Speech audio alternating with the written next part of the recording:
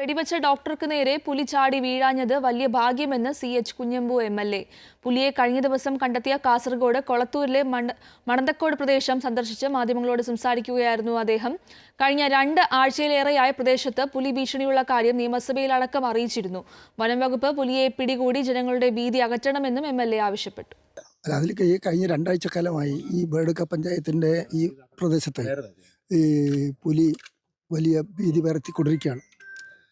പക്ഷെ ഇന്നലെയാണ് അത് നേരത്തെ കണ്ടുകൊണ്ടുണ്ട്. പക്ഷെ കണ്ടുകൊണ്ടിരിക്കുമ്പോൾ വളരെ അകലെ നിന്നാണ് കണ്ടത്. ഇന്നലെയാണെങ്കിൽ ഇവിടെ പുലി ഈ കേവിൻ്റെ അകത്ത് പെട്ടു.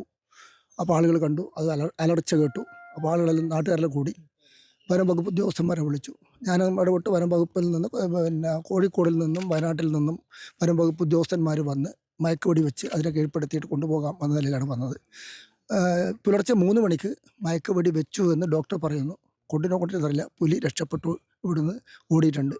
അളവായാലും ഇല്ലാതിരുന്നത് നമ്മുടെ നാട്ടുകാരുടെയും വലിയൊരു ഭാഗ്യമായി കാണാം. ഈ പുലർച്ചെ 3 മണിക്ക് മയക്കുവെടി വെച്ചതൊരു സമയത്തിന്റെ ഒരു പ്രശ്നം വന്നില്ലേ?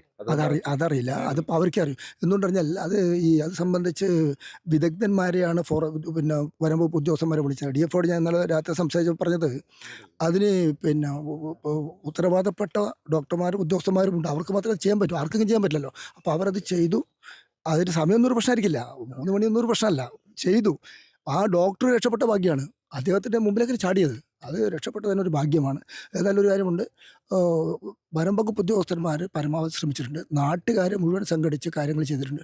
പക്ഷേ ജീവനം കൊണ്ട് അത് ഓടി. ഇനിയും ഇപ്പോൾ നമ്മുടെ നാട്ടിലതുണ്ട്. ഉടനെ അതിനെ പിടിച്ച് ജനങ്ങൾക്ക് സുരക്ഷിതത്വം കൊടുക്കുക, ഭീതിയിൽ നിന്ന് അവരെ പിന്നെ അങ്ങനെ രക്ഷപ്പെടുത്തുക എന്നാണ് ചെയ്യേണ്ടത്. അതിന് വനം വകുപ്പും ഉദ്യോഗസ്ഥന്മാരും വേണ്ട കാര്യങ്ങൾ ചെയ്യാൻ വേണ്ടി ആവശ്യമായ കാര്യങ്ങൾ ചെയ്യും. വനംവകുപ്പിന്റെ ഭാഗത്ത് ഒരു അലംഭാവം ഉണ്ടായിട്ടുണ്ട്. അലംഭാവം ഒന്നങ്ങനെ പറഞ്ഞുകൂടാ. കാരണം എന്താ പറഞ്ഞാൽ അവരെ കുറ്റപ്പെടുത്തിയിട്ട് എന്താ കാര്യം? അലംഭാവം ഒന്നും ഉണ്ട് എനിക്ക് തോന്നുന്നില്ല. കാരണം അവർ ഇത് കേട്ടപ്പോൾ തന്നെ കഴിഞ്ഞ 2 ആഴ്ചയായിട്ട് ഇതിന് ഇവിടുന്ന് എല്ലാ കാര്യങ്ങളും നടത്തിയിട്ടുണ്ട്. ക്യാമറ വെച്ചിട്ടുണ്ട്, ഇവിടെ ട്രേസ് ഔട്ട് ചെയ്യാനുള്ള സംവിധാനം ഉണ്ടാക്കിയിട്ടുണ്ട്. അതോടൊപ്പം തന്നെ കേവ് കൂട് വെച്ചിട്ടുണ്ട്. ഇതൊക്കെ അവർ ചെയ്തിട്ടുണ്ട്. പക്ഷെ അതോടൊപ്പം തന്നെ അവരും പിന്നെ അവർക്ക് തന്നെ ഒരു പരിമിതിയുണ്ട്. പിന്നെ ഉടനെ കാണുമ്പോഴത്തേക്കൊന്നും ചെയ്യാൻ അവർക്കും പറ്റില്ല. അതിന് നിയമപരമായ ചില പ്രശ്നങ്ങൾ അതിനെ വെച്ചുകൊണ്ട് അവർ മാക്സിമം ചെയ്തു. ഇന്നലെ ഈ വിവരം കിട്ടുന്ന വനം വകുപ്പ് ഉദ്യോഗസ്ഥന്മാർ വന്നു. അവർ ബന്ധപ്പെട്ട കേന്ദ്രങ്ങളെല്ലാം ബന്ധപ്പെട്ടതിന് ശേഷമാണല്ലോ വെടിവെക്കാനൊക്കെയുള്ള ഉത്തരവ് ഇറക്കുന്നത്.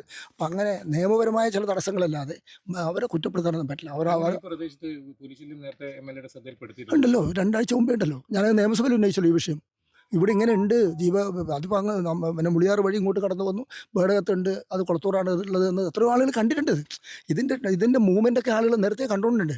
ഇന്നലെയാണ് ശരിക്കും പറഞ്ഞാൽ ഇവിടെ പെട്ടുപോയത്. ആ പെട്ടതിനെയാണ് ഒന്ന് പിടിച്ച് ഫോറസ്റ്റിലേക്ക് എത്തിക്കാനുള്ള ശ്രമം നടത്തിയത്. അതിൽ പരാജയപ്പെട്ടു. അവർ പറഞ്ഞല്ല, അങ്ങനെ സംഭവിച്ചല്ലോ. അതുകൊണ്ട് ഇനിയിപ്പോൾ എന്താ പറഞ്ഞാൽ ജനങ്ങളുടെ ജീവന് ഒരു സുരക്ഷിതത്വം കൊടുക്കാൻ വേണ്ടിയിട്ട് എവിടെയാണോ അതുള്ളത് അതിനെ ഉടനെ തന്നെ കീഴ്പ്പെടുത്തി ഉൾവനങ്ങളിലേക്ക് എത്തിക്കാൻ ആവശ്യമായ നടപടി സ്വീകരിക്കണമെന്നാണ് പറയുന്നത്.